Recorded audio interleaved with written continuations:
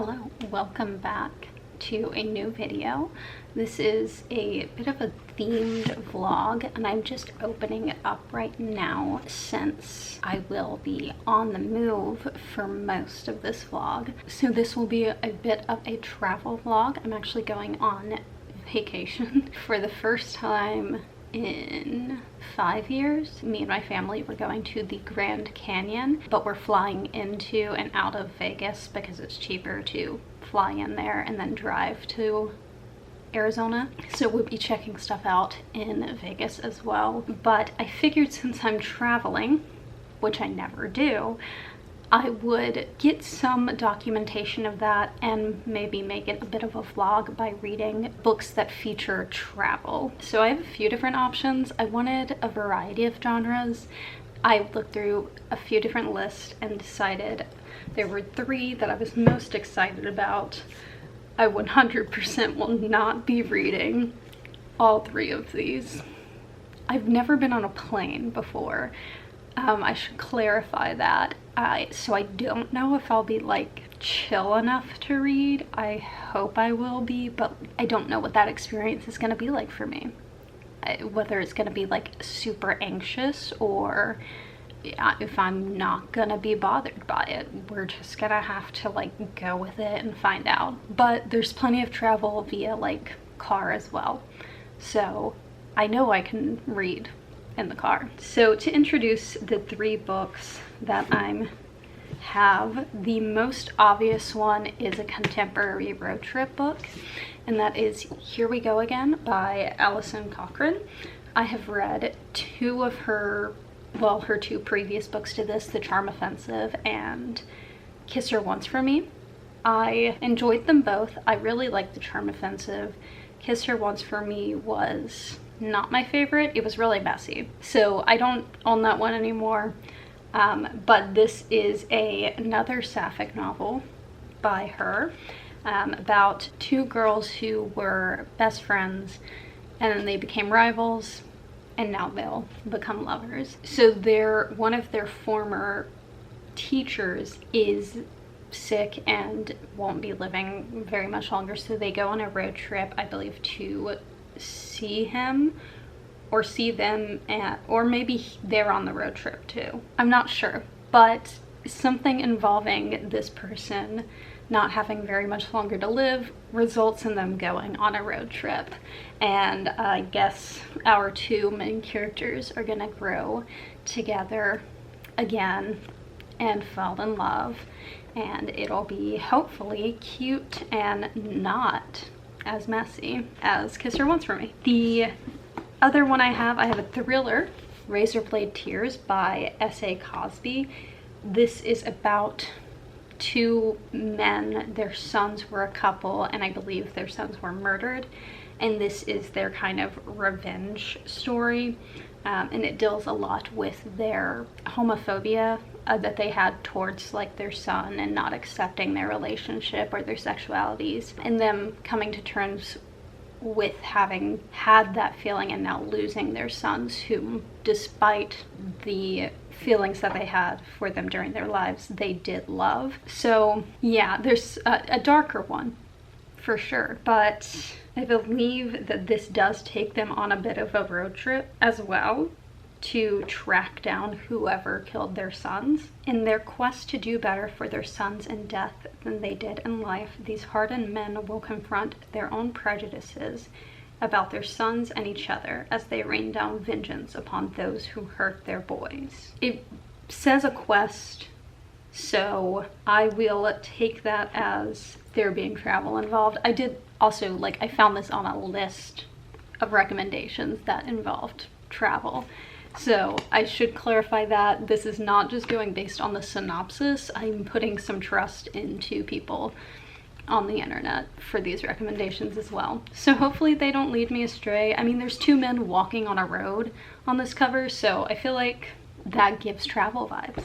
And then the final book is a fantasy, and I will be starting with this one because I'm most excited to read it.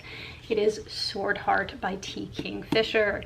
This is a romantasy, allegedly. I don't know if it is like a romantasy in the traditional sense, because I don't see T. Kingfisher really doing that, but it is a fantasy that involves a sentient sword, and I guess falling in love with said sentient sword.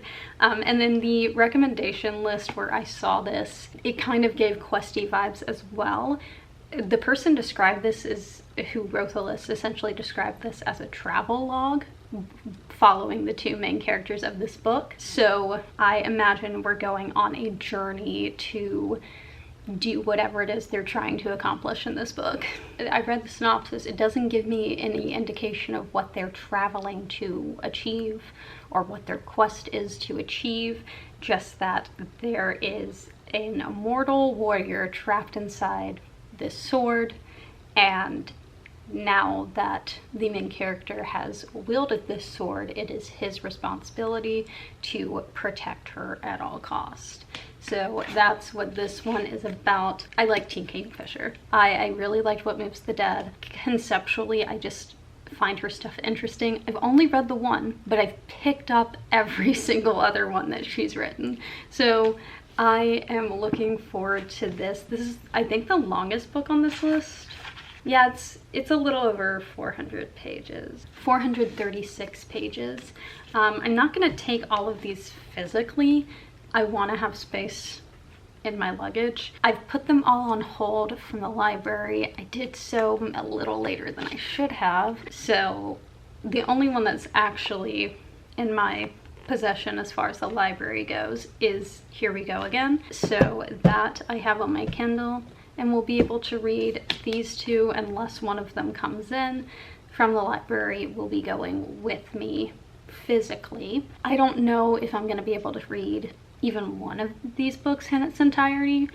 It just depends on how loud the transportation I'm in is, because I obviously a plane is public transportation, and then I will be with my family in the car. So we'll just have to see, but hopefully I can at least get through this one. These two are gonna be my priority since I do have them physically, because if for whatever reason I don't get around to this, I have it, I just got it from the library, I can return it and then come back to this at a later time, maybe during the summer, because this looks summery. Oh no, maybe I should prioritize this. They go to the Grand Canyon. Dang it. But I want to read Sword Heart. Now I'm torn. I don't know. This is the most fitting because they go to the Grand Canyon. We'll have to see. But these are the 3 books that I am contemplating reading. I have already looked up used bookstores in the places that we're going, so I will acquire more books while I'm away. Hopefully not too many, but alas, there will be some. These are the plans. And I will update you once I've traveled a bit. I'll probably start this before I leave, by the way, because it's still a couple days. I guess we fly out Saturday morning and today is Tuesday night. So I've got a few days. I'm currently reading a book, but I'm almost finished with it. So I'll probably start this a little bit before we actually leave. That is that. I will see you all later. Hi. I'm popping back in really quick because I'm actually back from the trip at this point. I got a lot of B-roll, but as I should have expected, being with my family and all, I did not actually speak to the camera at all. So how this video is going to go, I have, like I said, plenty of B-roll footage. I'm going to play that, maybe put in some captions or voiceover, probably not voiceover, and that'll show the trip. I will also pop in closer to the end of the video with a book haul and a wrap up of what I ended up reading. I just wanted to pop in really quick and let you know that, because the format of this video might be a little jarring otherwise. But alas, on to the B-roll.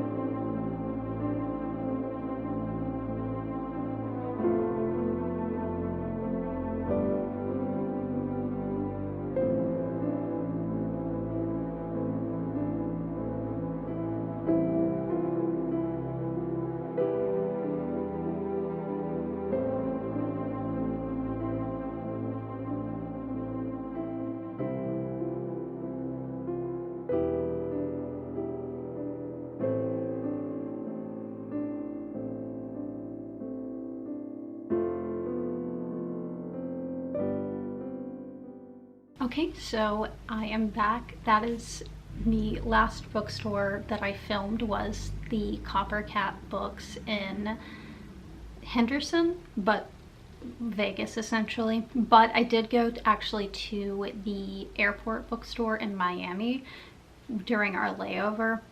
I just didn't film any of that. But altogether, I got 5 books while on this trip, and I had plenty of space in my suitcase. Apparently I'm pack light, who knew? But I'll go ahead and show the 5 books that I got. Some of them you've already seen in the B-roll, but we can walk through them anyways. So the first 2, randomly in Flagstaff, we were at a hotel, and right in front of the hotel there was like a giant Goodwill.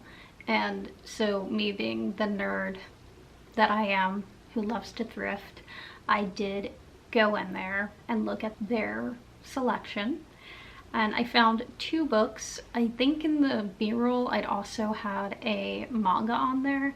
It was actually a German edition of The Promised Neverland, one of the volumes of that.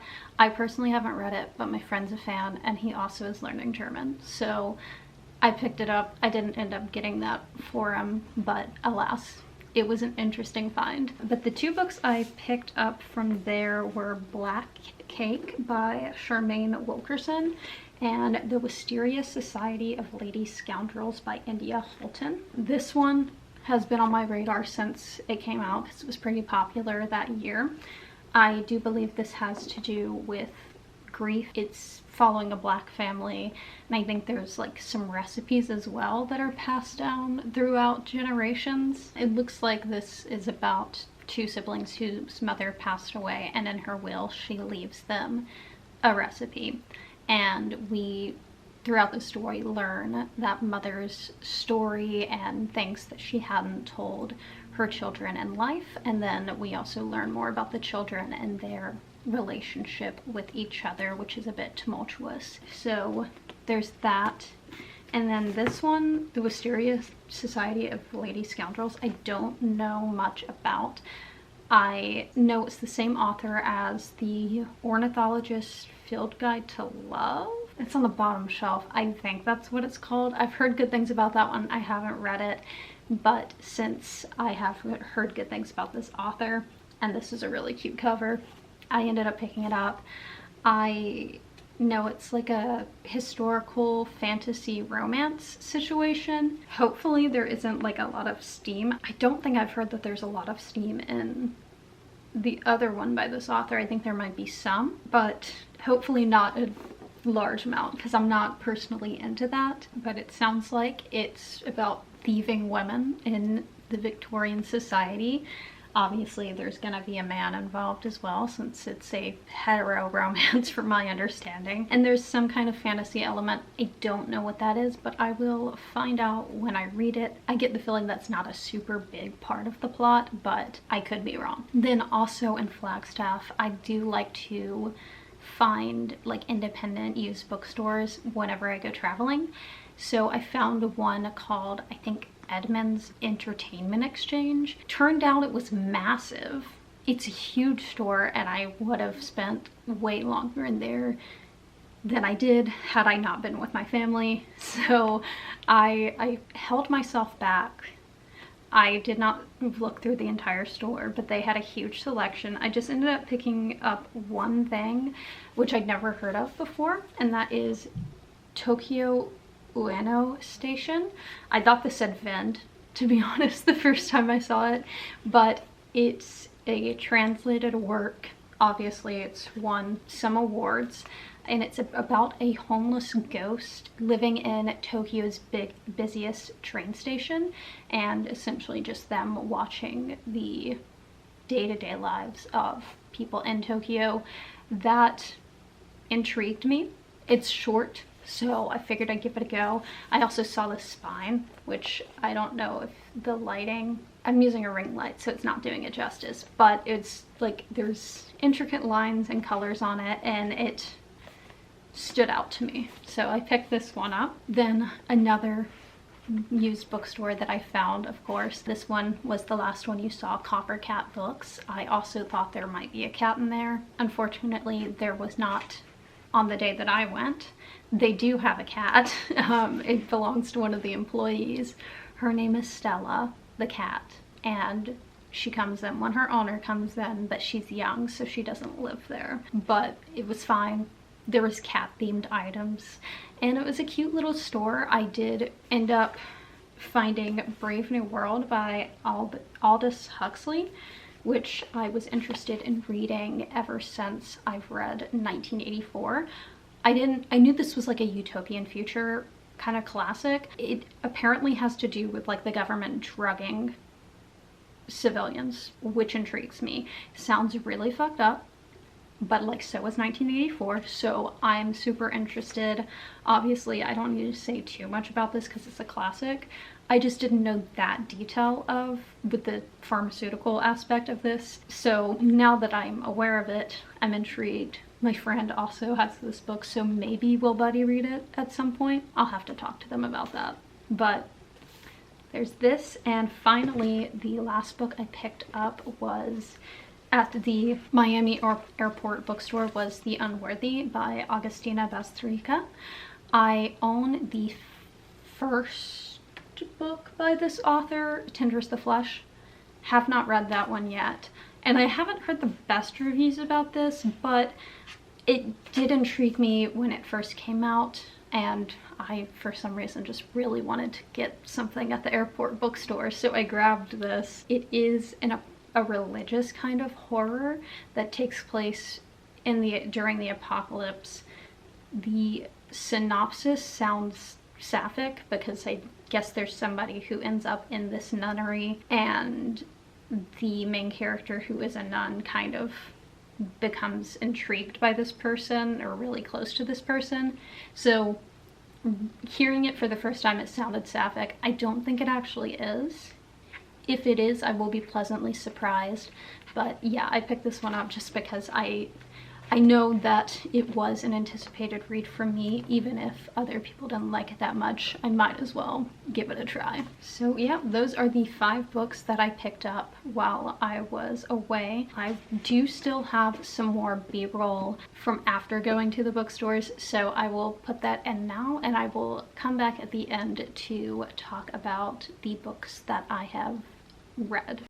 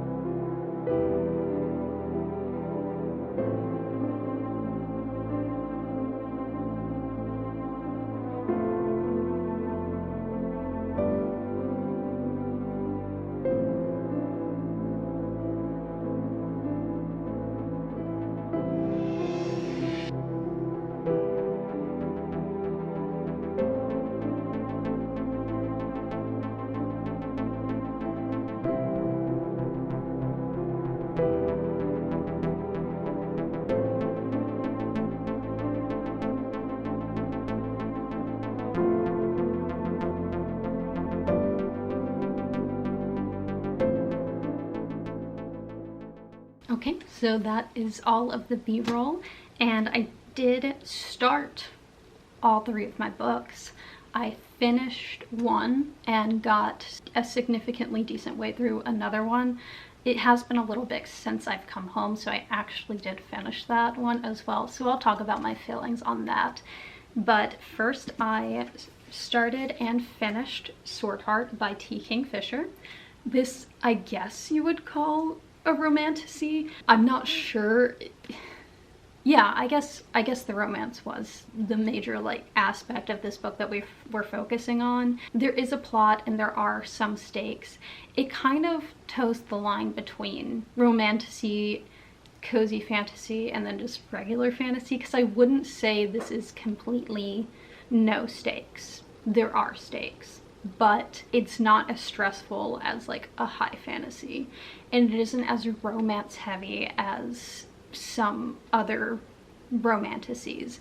So I just say this is kind of more of a fun fantasy with a focus on romance. But as I mentioned, this does follow Hala, who inherits a magic sword that has an immortal warrior attached to it, and it is their romance. It is very funny and really fun. It does have a lot of traveling involved, so because they're traveling practically on foot the entire time to a few different cities to achieve what she needs, essentially to get her inheritance, because her other family members are trying to prevent her from getting that. And I thought the banter between the two of them, Sarkis and Hala, was really fun. I didn't think there was too much of like the miscommunication trope. There was like something that Sarkis was holding back, but it wasn't so over dramatic and drawn out the way I think it is in a lot of just regular romance books, and the reason why I end up not loving romance books. So I appreciated that that wasn't so like overwhelming and dramatic the way it can be in other books. And there was a little bit of steam, but not much. Practically fade to black, which is where I am happy with in terms of steam. I know other people would want more. I'm perfectly good with the level that this gave me. There are also some fun side characters. We have a non-binary side character named Zell, and a animal-ish side character named Brendel. I can't remember what exactly he is. In my brain, I'm picturing him as like a mole. But he's some like humanoid animal creature thing, which is typically T. Kingfisher does have animals in her books, like animal companions. There's a horse and the What Moves the Dead, who doesn't technically talk, but like essentially talks. Like he makes those faces, and it's kind of like, I know exactly what this horse is thinking. So it's always fun, that aspect. I did really enjoy this. I wouldn't say it's like a 5-star, so I'm giving it 4.5. I don't have a whole bunch of thoughts on it. I will say I do still really like T. Kingfisher's writing. This is my first time reading her kind of fantasy stuff, but it was very funny, funnier than I was expecting. And I think she writes romance actually very well, because there was a lot of pining, and I don't want to cross boundaries. I don't want to make somebody feel like they have to reciprocate feelings, and like just literally just trying to be respectful of the other person, but the kind of attraction and pining that there is, I thought T. Kingfisher wrote really well. So yeah, I did enjoy this one. I'm glad that I've read one of her fantasies now, because I own most of them at this point. I do think this is actually connected to some of her other books, vaguely, like not in a way that you would be spoiled by reading this, but they mention clockwork things or people in this, and I know she has a early series called Clockwork Boys, and then they mention paladins a lot in this as well. And there's the Paladin's Grace series by T. Kingfisher, which I do own. I don't think Clockwork Boys has been traditionally published. I could be wrong. I'd have to look that one up to double check, but I will probably pick it up at some point. And I do think there's going to be, or I know there's going to be a sequel. She mentioned it in the author's note, and it looked like the sequel is going to be about a different person. I think her name's Agharad or Argarad. It's someone in in Sarkis's past, but when I looked online on Goodreads, it looks like it's actually another one of his friends named the Dervish, which means it's going to be a queer romance, which I'm always happy about. So I will definitely continue this series when the sequel comes out. I think it's coming out sometime next year. I did start Here We Go Again next. I was reading it on my Kindle when it was dark and I wasn't obviously able to read anything physically. I only got 4 chapters into this, 31 pages. I will continue it, just not right away. I hope that she doesn't continue the same language she is right now throughout the entire book, because one of the main characters is like a manic pixie dream girl, which I don't love. I think they actually described her that way at one point in one of these chapters, and she also, instead of just like being able to actually cuss normally, she references queer celebrities every time she cusses. Like she says Kristen fucking Stewart or Elton fucking John, which is extremely annoying and might just be something I have to get past, but she's done it several times and I'm only 30 pages in. So I will pick this back up, but it unfortunately does already have a couple of critiques from me. But onto the book that I actually have since finished. I started Razorblade Tears on my way back home on the plane. I think I got about halfway through this on the way back, but I have since finished it. I finished it actually today, and I ended up really enjoying this. It's not my genre per se, because this is, I think it's pitched as a thriller. I would almost call this just a crime novel rather than a thriller. It kind of reminds me of Harlan Coben, Tell No One, because it does have to do with organized crime in that as well as this, but this is way better written. It's grittier, and there's not casual racism. There is racism, but like it's not the author being racist. Sorry, Harlan, but that was rough. So yeah, it's being a crime novel, or reading to me as a crime novel. Obviously it's not really my genre, but I do think S.A. Cosby has fantastic writing. Some of the metaphors that he used in this, like I wasn't anticipating getting punched in the gut so hard by them. They were fantastic. So I think he's extremely talented. I don't know if I'll pick up his other books just because they do all kind of stay in this genre. Maybe if I find them secondhand, but with this being something I wouldn't typically like, I'm surprised by how much I enjoyed it. I don't know if I mentioned already, I'm giving it 4 stars. I do think that S.A. Cosby did a good job talking about grief and growing as a person, learning to accept other people and other walks of life. It can definitely be hard to read about with these 2 main characters being pretty homophobic / racist, and obviously the people they're interacting with are as well, more so than them. But this was overall a really entertaining read. It kept me hooked the entire time, and there was some stuff about the ending where I think it was a little convenient. I don't think it would have wrapped up that way in reality, but I can look past that. I'm fine with that. I do overall really enjoy this, and again, S.A. Cosby, fantastic writing. If he jumps into a different genre at any point, I will definitely pick that up, but we'll just have to see about his other crime related things. If you are into crime books, thrillers, whatever it may be, I would recommend picking this one up. It's just not typically my cup of tea. That's why I'm hesitant about his other stuff. But overall, I think the 2 books that I finished were really successful, and I'm surprised that I read so much while I was out of town. It was mostly because of me not being the one driving. I was able to do so, but I really enjoyed the trip. It was pretty exhausting, and Vegas had far too many people in it for my comfort, but the Grand Canyon was gorgeous.